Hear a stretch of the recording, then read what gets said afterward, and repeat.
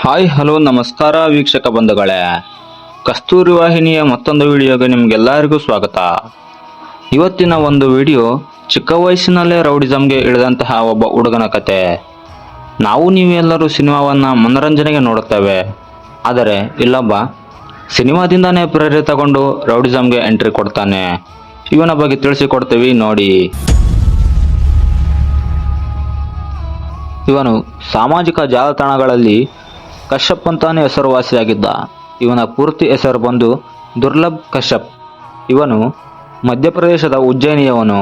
ತಂದೆ ಮನೋಜ್ ಕಶ್ಯಪ್. ಇವರು ಮುಂಬೈಯಲ್ಲಿ ಕಾರ್ಮಿಕರಾಗಿರುತ್ತಾರೆ. ತಾಯಿ ಕ್ಷೀರಸಾಗರ ಮಧ್ಯಪ್ರದೇಶದಲ್ಲಿ ಮಾಜಿ ಶಿಕ್ಷಕರಾಗಿದ್ದರು.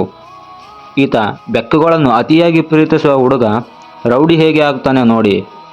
ಒಂದು ಸಿನಿಮಾ ಮನುಷ್ಯನ ಜೀವನದಲ್ಲಿ ಅವನ ಮನಸ್ಸನ್ನು ಹೇಗೆ ಬದಲಿಸುತ್ತದೆ ಅನ್ನುವುದಕ್ಕೆ ಉದಾಹರಣೆಯಾಗಿದೆ. ಇವನು ಸಿನಿಮಾವನ್ನು ನೋಡುತ್ತಾ ರೌಡಿಸಂಗೆ ಎಂಟ್ರಿ ಕೊಟ್ಟವನು. ಸಣ್ಣ ವಯಸ್ಸಿನಲ್ಲಿ ಸಣ್ಣ ಸಣ್ಣ ಹುಡುಗರನ್ನು ಸೇರಿಸಿ ಒಂದು ಗ್ಯಾಂಗ್ ಮಾಡ್ತಾನೆ. ಆ ಗ್ಯಾಂಗ್ನ ಹೆಸರು ಡಿ ಗ್ಯಾಂಗ್ ಅಂತ ಇಡ್ತಾನೆ. ಇವನು 15ನೇ ವಯಸ್ಸಿನಲ್ಲಿ ಶಸ್ತ್ರಾಸ್ತ್ರಗಳೊಂದಿಗೆ ಫೋಟೋವನ್ನು ತೆಗೆಸಿಕೊಂಡು ಸಾಮಾಜಿಕ ಜಾಲತಾಣಗಳಲ್ಲಿ ಹರಿಬಿಡುತ್ತಿರುತ್ತಾನೆ.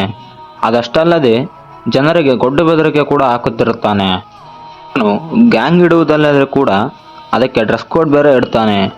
ಆ ಡ್ರೆಸ್ ಕೋಡ್ ಹೀಗಿದೆ: ಹಣೆಯ ಮೇಲೆ ಕೆಂಪು ತಿಲಕ ಮತ್ತು ಹೆಗಲ ಮೇಲೆ ಕಪ್ಪು ಬಟ್ಟೆ, ಕಣ್ಣುಗಳಲ್ಲಿ ಆಂಟಿಮನಿ, ಕೊರಳಲ್ಲಿ ಸರಗಳು.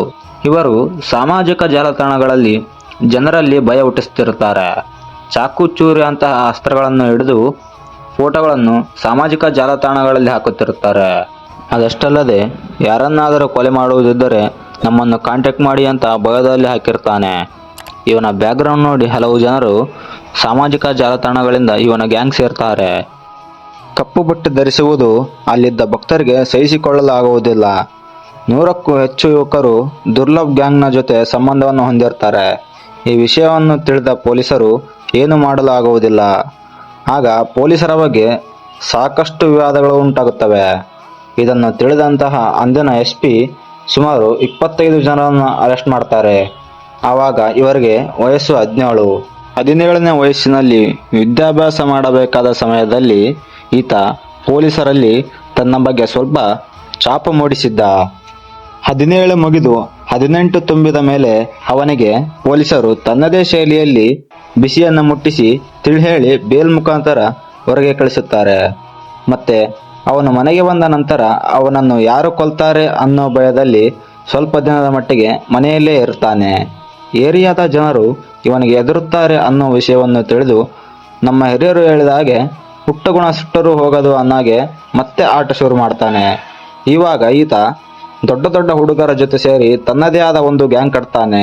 ಆ ಗ್ಯಾಂಗ್ನ ಹೆಸರು ಬೇವಾರ್ ಗ್ಯಾಂಗ್. ಈತ 18ನೇ ವಯಸ್ಸಿಗೆ ಅಪರೂಪದ 9 ಪ್ರಕರಣಗಳು ದಾಖಲಾಗಿವೆ.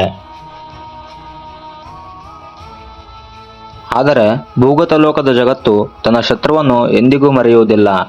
ಸೆಪ್ಟೆಂಬರ್ 6, 2020ರಂದು ಅಪರೂಪದ ಮನೆಯಲ್ಲಿ ರಾತ್ರಿ ಊಟ ಮಾಡುತ್ತಾನೆ ಮತ್ತು ಅವರ ಸ್ನೇಹಿತರೊಂದಿಗೆ ಸಿಗರೆಟ್ ಸೇದಲು ಅಂಗಡಿಗೆ ಹೋಗುತ್ತಾನೆ. ಮತ್ತೊಂದು ಗ್ಯಾಂಗ್ ಅಂದರೆ ಶಹನವಾಜ್ ಅನ್ನುವಂಥ ಒಂದು ಗ್ಯಾಂಗ್ ಅಲ್ಲಿ ಹಾಜರಿರ್ತಾರೆ. ಅಪರೂಪದ ಕಶ್ಯಪ್ 2020 ಸೆಪ್ಟೆಂಬರ್ 6ರಂದು ಸಾಯ್ತಾನೆ. ಸರಿಸುಮಾರು ರಾತ್ರಿ 2 ಗಂಟೆಗೆ ಹೆಳವಾಡಿ ಪ್ರದೇಶದಲ್ಲಿ ಹೆಣವಾಗಿ ಸಿಗ್ತಾನೆ. ಅಲ್ಲಿ ಶಹನವಾಜ್ ಮತ್ತು ದುರ್ಲಭ್ ಕಶ್ಯಪ್ ನಡುವೆ ಗ್ಯಾಂಗ್ ವಾರ್ ನಡೆದಿರುತ್ತೆ ಅಂತ ಹೇಳಲಾಗಿದೆ. ದುರ್ಲಭ್ ಕಶ್ಯಪ್ನನ್ನು ಶಹನವಾಜ್ ಮತ್ತು ಶಾದಾಬ್ ಎಂಬುವರು ಚಾಕುವಿನಿಂದ ಇರಿದು ಹತ್ಯೆಗೈದಿದ್ದಾರೆ ಎನ್ನಲಾಗಿದೆ.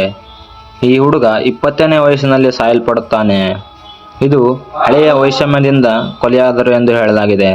ಅವನು ಸತ್ತ ನಂತರವೂ ಅಂದರೆ ಈಗಲೂ ಅವನ ಹೆಸರಿನಲ್ಲಿ ಹಲವಾರು ಗ್ಯಾಂಗ್ಗಳು ನಡೆಯುತ್ತಿವೆ. ಇದರಲ್ಲಿ ಸಿನಿಮಾದವರದು ಕೂಡ ತಪ್ಪಿಲ್ಲ. ಏಕೆಂದರೆ ಸಿನಿಮಾದಲ್ಲಿ ಒಳ್ಳೆಯದು ಕೂಡ ಇರುತ್ತದೆ. ಆದರೆ ನಿಮಗೆ ಯಾವುದು ಬೇಕೋ ಅದನ್ನು ಮಾತ್ರ ನೀವು ಆಯ್ಕೆ ಮಾಡಿಕೊಳ್ಳುತ್ತೀರಿ. ಅಂದರೆ ನಿಮ್ಮ ಆಯ್ಕೆ ತಪ್ಪಾಗಿರುತ್ತದೆ. ಉಜ್ಜಯಿನಿಯಲ್ಲಿ ದೊಡ್ಡ ರೌಡಿಯಾಗಬೇಕಂದ ತಪ್ಪು ನಿರ್ಧಾರ ಇವನ ಜೀವನವನ್ನೇ ಹಾಳು ಮಾಡುತ್ತದೆ. ಜೀವ ನಿಮ್ಮದು, ಜೀವನ ನಿಮ್ಮದು. ನಿರ್ಧಾರ ಒಳ್ಳೆಯದಾಗಿರಲಿ. ಇವತ್ತಿನ ಸಂಚಿಕೆ ಇದಾಗಿತ್ತು. ಬಹಳಷ್ಟು ಜನ ಸಬ್ಸ್ಕ್ರೈಬ್ ಮಾಡ್ಕೊಳ್ಳದೆ ವಿಡಿಯೋ ನೋಡ್ತಾ ಇದ್ದೀರಾ. ಪ್ಲೀಸ್ ಸಬ್ಸ್ಕ್ರೈಬ್ ಮಾಡ್ಕೊಳ್ಳಿ. ಮುಂದಿನ ವಿಡಿಯೋದೊಂದಿಗೆ ಮತ್ತೆ ಬರ್ತೀನಿ. ಕನ್ನಡ ವಾಹಿನಿ, ಕಸ್ತೂರಿ ವಾಹಿನಿ.